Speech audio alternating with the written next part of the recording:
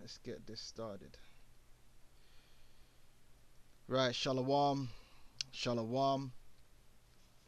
First, I'd like to give all praises unto Yahweh Bahasham Yahushai, and double honors unto the apostles and elders of Great Millstone, and honors to you brothers out there on the highways and the byways, teaching this word in all sincerity and in truth. And shalom to you brothers out there that's listening and learning and supporting the ministry, and to the sisters as well. And this video is going to be a response to a statement which was made by Nathaniel of IUIC in regards to the mark of the beast, which we here at Great Millstone, we firmly believe that the mark of the beast is the implantable RFID chip, which is going to be needed, all right, to buy and sell in the near future. It's going to be a necessity. It's going to be mandated by your particular state or government that you are identifiable and you are incorporated into the Internet of Things in order for you to receive goods and services through the authority of the state. Okay, the infrastructure is already being set up. They're already breaking the people into it, making it something which is out there. You know, you got these what they call it, biohackers. These biohackers, they're into it, and more now it's entering into the business world through certain companies in Sweden and America, who are giving their employees the option of being chipped. You know, you already got certain health patients and so forth that have already received the chip. So it's the idea of people being chipped is out there, is in out there in the atmosphere, so to speak. But it's not mandated yet. And I'm pretty sure if you know, the average person, if you ask them whether they would be chipped, you know, right now, right here and now, they're not going to want to be chipped just like that. Obviously, because that's, you know, that's something to most people that still, most people don't want to have tattoos, you know. It's something that, you know, most people don't even like needles. Do you know what I mean? They avoid needles if they can. Do you know what I'm saying? So it's a thing where when they mandate that mark of the beast, they gonna have a crisis behind it. That's how you get things done. So let me pull this up for you. What did I do? Okay, cut to it. Alright, beautiful.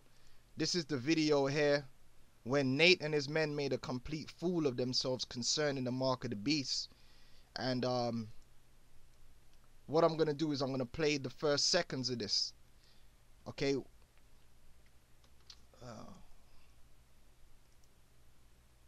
In fact, let me just double check.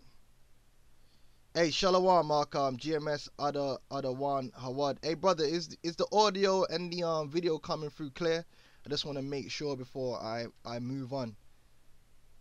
I didn't really want to make this live stream too long. I just want to make the point, bring out some history, and then get out of here.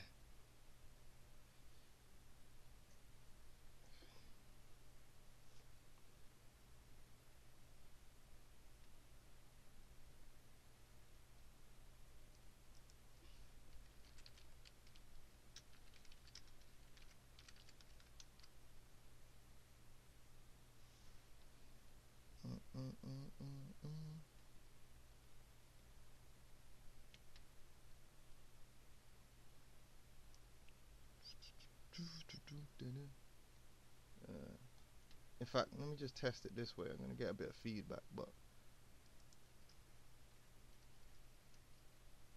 alright, that sounds alright. Okay, no worries. It seems like it's alright. It's running okay. Let me play this video then. Can you imagine if they say, well, now we're gonna put a RFID chip in your right hand or your forehead? You know what kind of uproar it'd be out throughout the country? And the scripture says that no man, because that's where they go, no man can buy or sell. Right. So basically, he's basically saying, for instance, let's take today's date, the 7th, the 31st of the 7th, 2017. Okay. If they came out on the news today in England and said everyone has to be chipped or you're not going to be able to buy or sell, obviously that's going to be too much. Okay. People are going to go mad. They're going to go crazy. Like, this is madness. First of all, the first question they're going to ask is why. Like, why? What's wrong with people? Don't like change. People don't like drastic changes to their everyday life, especially for no obvious reason. So in that note, yeah, we can agree on that. If they were to come out today and said, look, everyone's got to have this mark of the beast, the first question people are going to ask is why? Okay, and there's going to be all kind of craziness.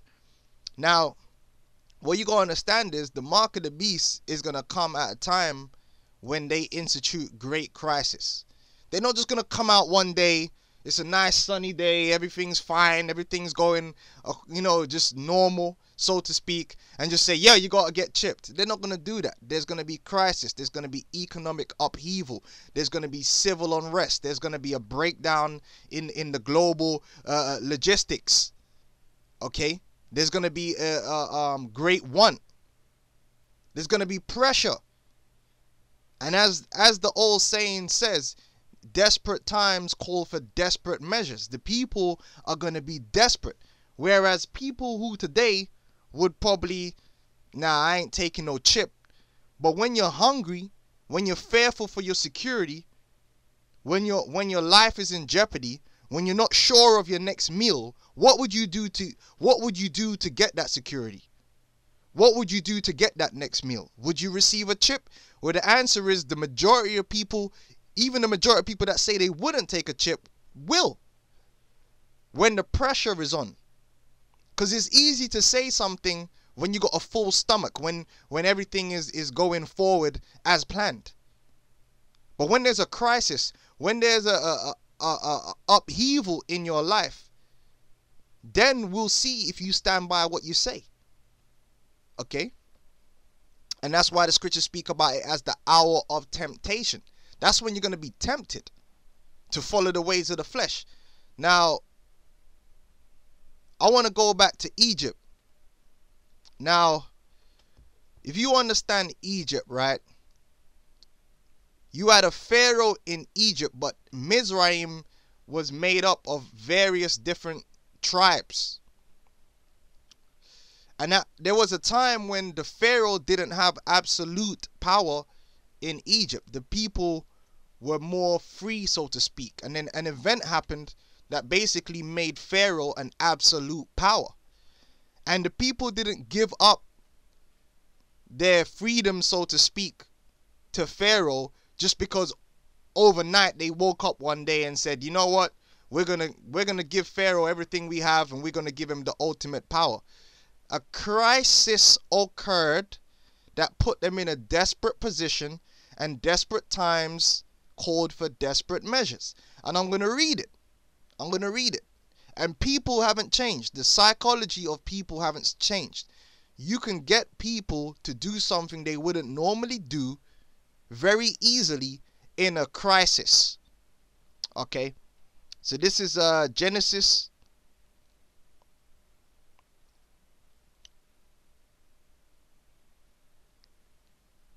We're going to get Genesis 47 and 13. Let's see if there's any comment. Yeah, Shalom, Arkham. Shalom, okay. Well, let's get Genesis 47 and 18, okay. 13, Salakia. And there was no bread in all the land, okay. Because if you know the history, the Lord sent a great dearth over the known world at that time. Okay.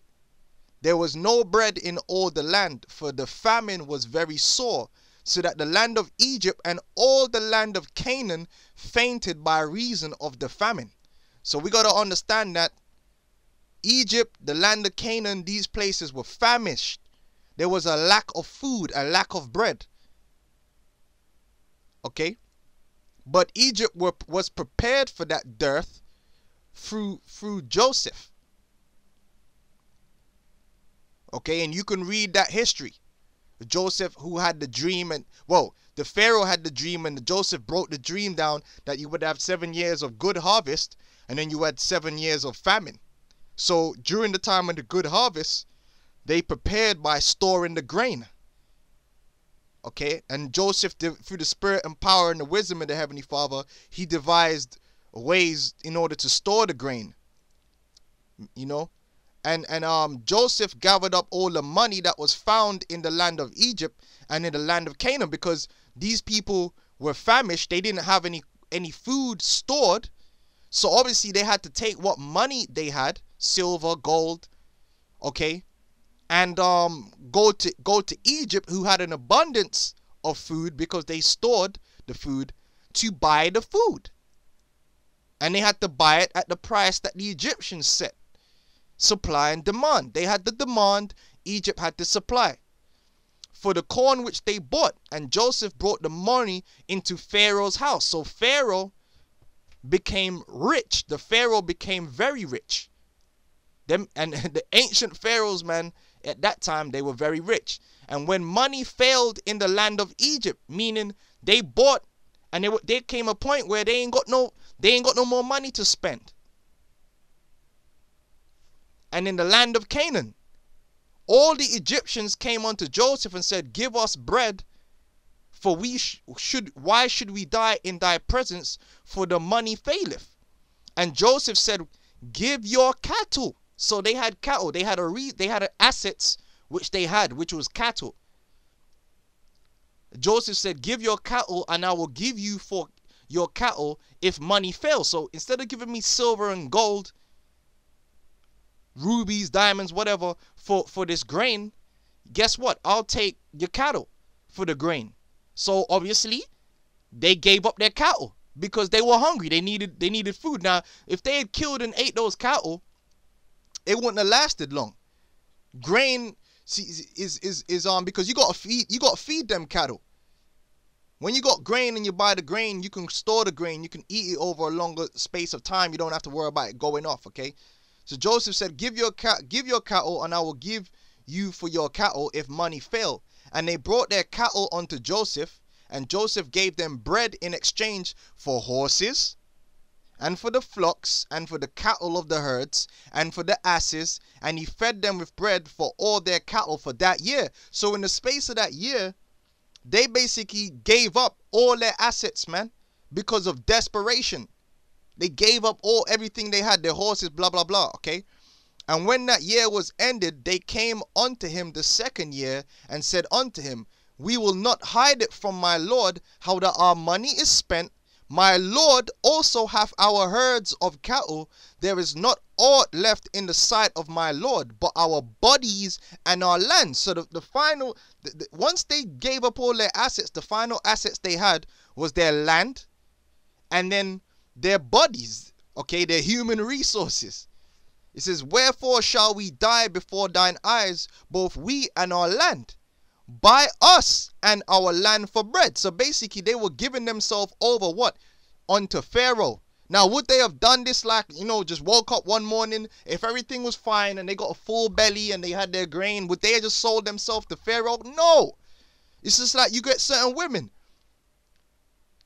So are they going to sell themselves? No. But then if they get put in a hard position and they got no other way to live, they'll sell themselves. That's why you got a lot of women prostituting on the streets, because they fell into a position where that was all they had. So they sold it. Okay.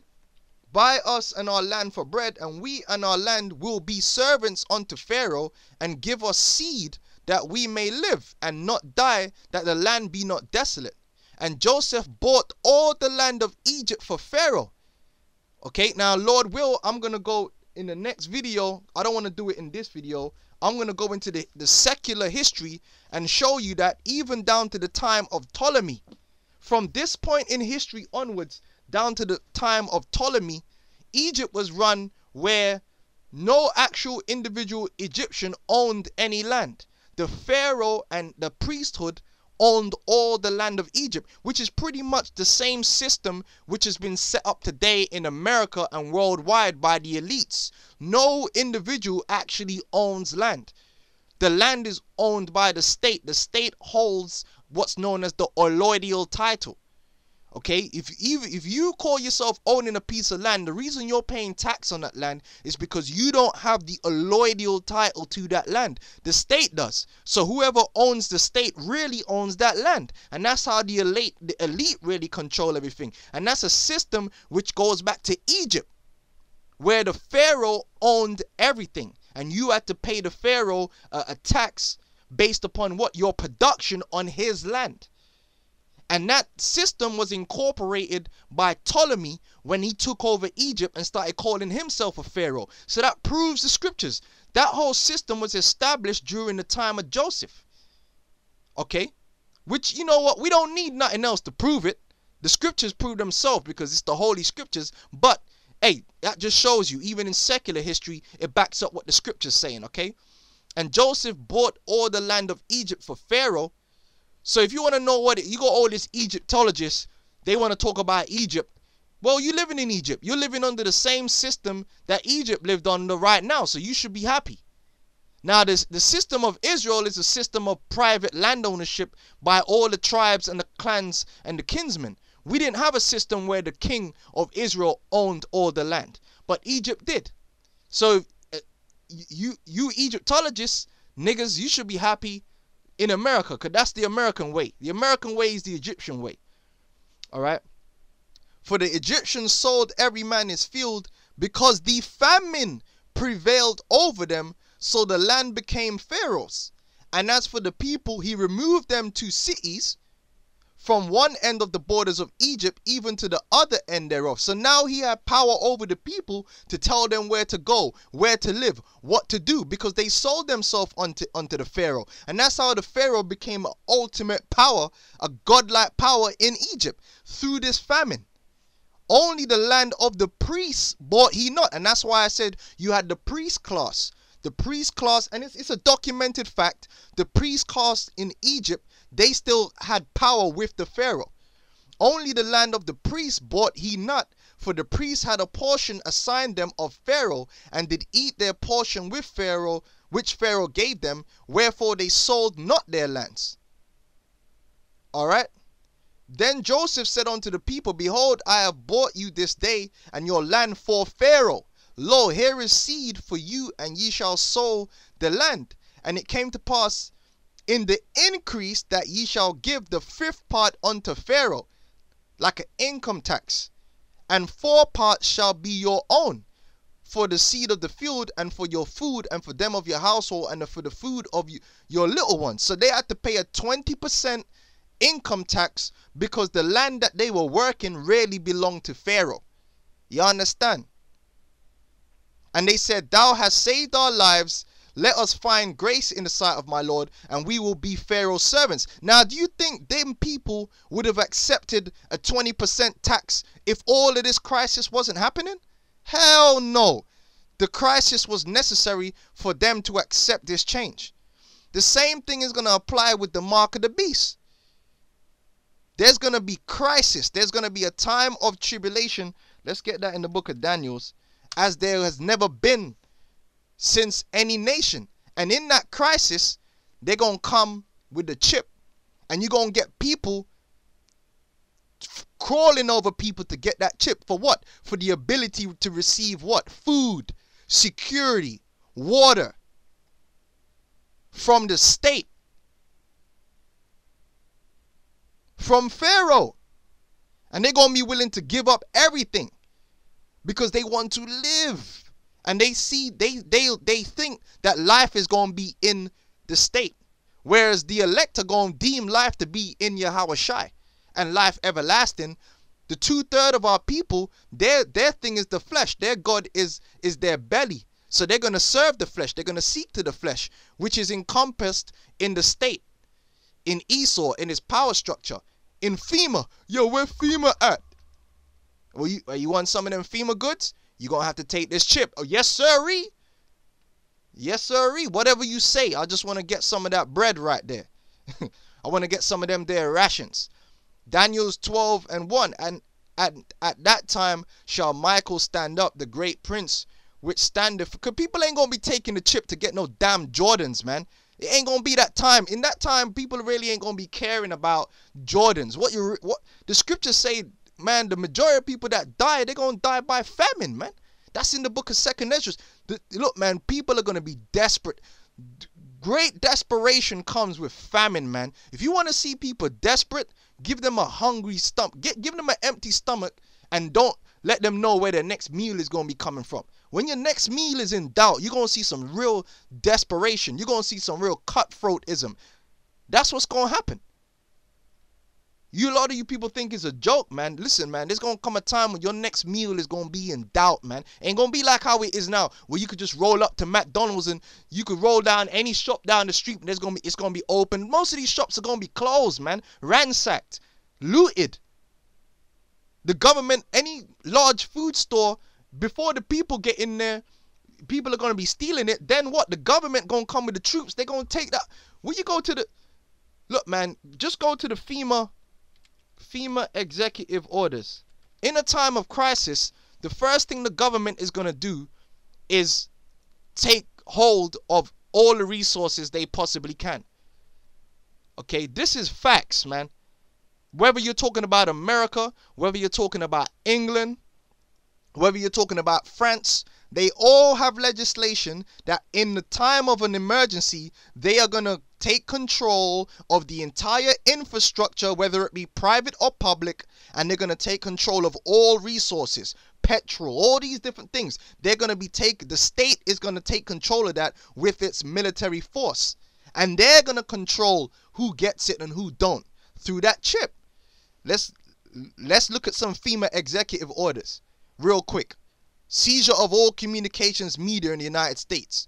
Seizure of all electric power, fuels, and minerals, public and private. This is what they're going to do in the time of a crisis. And if you want these goods and services, you're going to have to play their game. Or you could take the chance to fight them for it. Seizure of... Oh man, let's get rid of this. This is in the way. I hate this thing. Seizure of all means of transportation, including personal cars, trucks, or vehicles of any kind, and total control of highways, seaports, and waterways. Seizure of all American people for workforces, like Pharaoh did, under federal supervision, including the splitting of families if the government finds it necessary. Seizure of health, education, and welfare facilities, which in that day, everyone's going to be on welfare, man. You got to understand, the entire system is going to come to a grinding halt. You are not going to be going to work. If there's a complete economic collapse, you are not going to be going to work. The only people that are going to be working is the people that work for government. Look at any disaster film that you see. Do you see anyone going to work? The only people that are working is people that work for the government. The soldiers, the certain nurses, the police. You understand? You gotta understand, man, the chaos that's coming, man. Seizure of all health, education, and welfare facilities, public and private. They're gonna confiscate even the private infrastructure, right? Walmart facilities, all these things. Empowered the blah blah blah the Postmaster General to register all men, women, and children, because in order to restore order, they're gonna have to register the people. Seizure of all airports and aircraft. Okay, that's going to be private, public, whatever. Seizure of all housing, blah, blah, blah. Now, there's supposed to be one. This ain't a full list. This ain't a full list of the FEMA executive orders.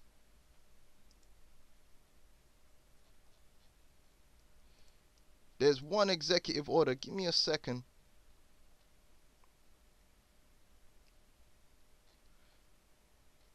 Because there's more than that. There's one for the confiscation of resources and food. Let's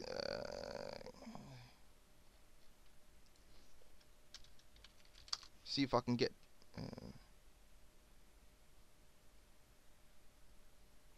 there we go.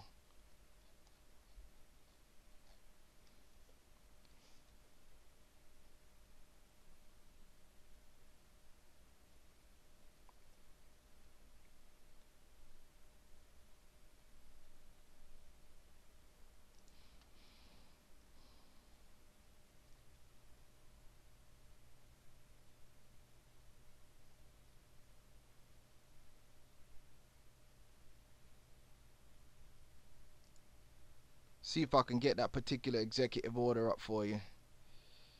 There used to be a list that had all the executive orders. Get the hell out of here. Ah, flips. Come on, man. Yeah, a lot of these people that's buying up large amounts of food with their credit cards and all that, man. If their resource of food is large enough, the soldiers are gonna come and take that. They're gonna come for it.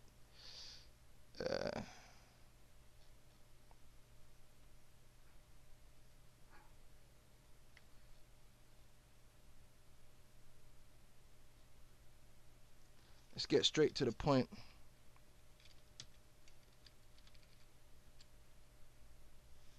There we go. So this is under the section Priorities and Allocations. The Secretary of Agriculture with respect to food resources, food resource facilities, livestock resources, veterinary resources, plant health resources, domestic distribution of farm equipment, and commercial fertilizer. Okay. So these basically under emergency, the energy suppliers or what, under an emergency, if you go through it, they're gonna have the power to seize all the food. Okay, take control of Walmart and all that infrastructure.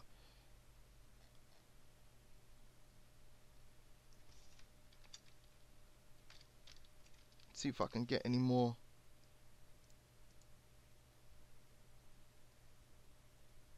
All right, food resources means all commodities and products, simple, mixed, and compound, or complements to such commodities and products that are capable of being ingested by either human beings or animals, irrespective of other uses to which such commodities or products may be put, or at all stages of process from the raw commodity to the products thereof in vendable form for human or animal consumption. All right, so food resources, food resource facilities, all these things are going to be taken by the government, whether they're public or private. All right. So that's the power that the government is going to have under the National Defense Resources Preparedness. Okay. Let's jump back, see if there's any comments. Okay, man, we got loads of comments here, boy. All right, let me read through this before I carry on.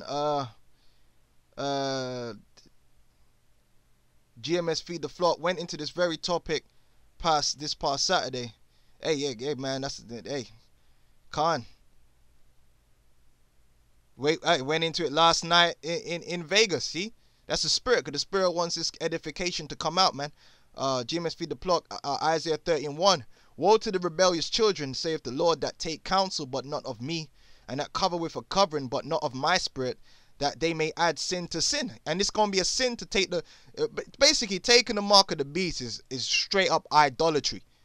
All right, because you putting your faith and your trust in the government before Yahweh Ba'asham Yahweh Shai, and you being disobedient because the Lord specifically told you not to do that.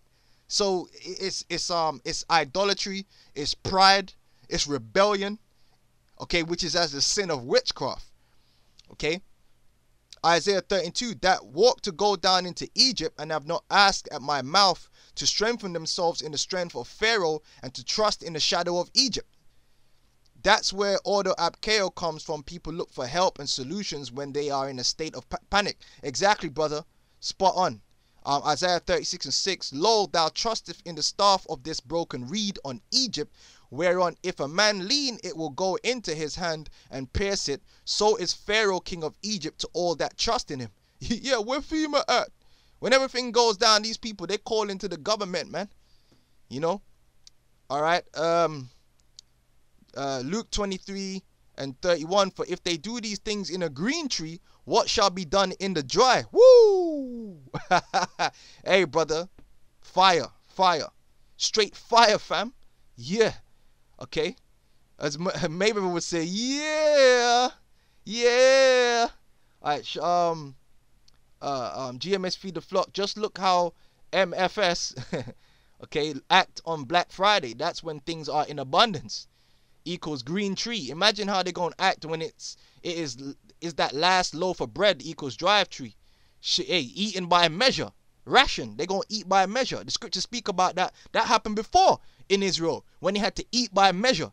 You know, right now the so-called black woman, man, when she cooking, man, she free-handing that shit. You know, she be cooking up like to the point where that's how Jake is, man. The so-called black woman, the so-called Hispanic woman, to the most part, even if they're living in some third-ass world country, you can always have family turn up and get a plate. You know, that's how they're known for cooking a lot, overcooking. And when there's famine, you don't overcook. You be measuring them portions out exactly. Shit about to get real out here.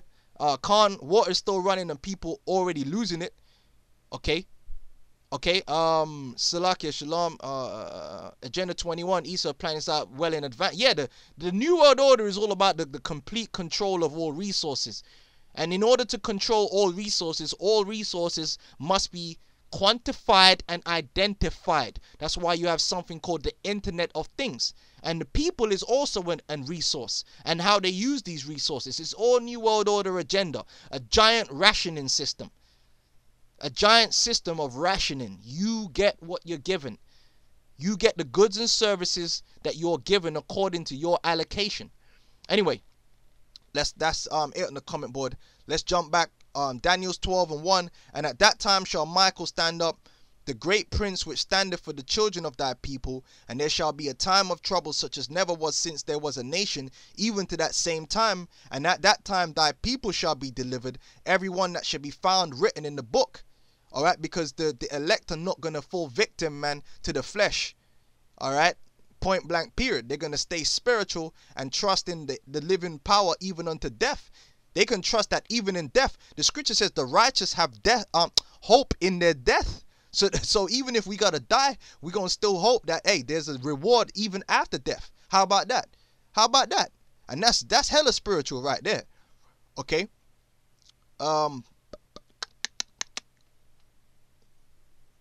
So, I mean, I think that's the point on that. So, Nate making it, let's go back to the statement Nate made, man. That shows you Nate ain't on no level. Okay, Nate doesn't understand what's going on. That's why I believe they made a statement. These guys are talking about martial law and food crisis. If we even thought something like that was going to happen, we'd have a plan of action.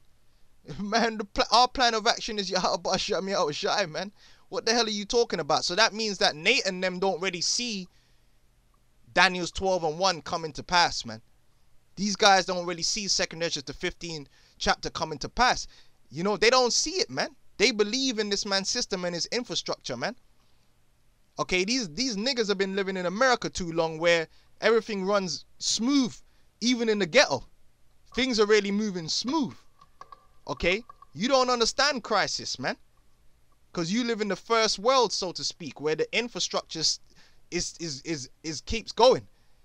All right, there's places in the world where people understand crisis, people understand famine. Okay, you niggas don't understand that. That's why to you you never experienced it. To you it's not a possibility. But there's gonna be famine in America. I gotta do my Kurt Angle. Oh, it's true. It's true. All right, it's prophesied. All right, there's gonna be famine in Egypt. The Lord's gonna break that staff of bread. Oh, it's true. It's true. Okay, so nothing else on the comment board. I just wanted to bring that out real quick anyway. Okay, Psalms 59:14 and 21st. Evening, let them return and let them know a noise like a dog and go round about the city. Verse 15, let them wander up and down for meat and grudge if they be not satisfied. And that's the time we're coming to, man. So I wanted to just bring that out real quick. I just want to end the live stream here. I'm probably going to do another live stream because I really want to go into this information regarding Egypt, and I want to touch on something regarding Cleopatra too. So I'm gonna close down this live stream. Look, the mark of the beast is the implantable microchip. They're building the infrastructure. They're easing it into the minds of the people, making it seem like something which is feasible. Okay, but ultimately the way they're gonna mandate it, because right now it's not mandated. It's not mandated anywhere to have that chip, but the time is gonna come when it is gonna be mandated. You know, for security reasons, for food, for everything. Okay. That's gonna be the solution to the crisis. All right, and they're gonna put it to the people, and the people are going, yeah, whatever you got to do to restore order, we gonna run with that. Okay, and it's nothing new. That psychology has repeated itself over and over and over. Like I said, the whole reason you got to have a passport goes back to World War I and World War II. And when they initially brought the passport in and having to provide ID on request, the people didn't want to do it, but because it was a war, they accepted it under the grounds that after the war, they wouldn't need it anymore. But guess what? They still have passports, right? Because order ab chaos. Once having a passport was established, that was it. And it's the same thing with the mark of the beast. Once it's established, okay. All right, so with that, I'm going to say shalom.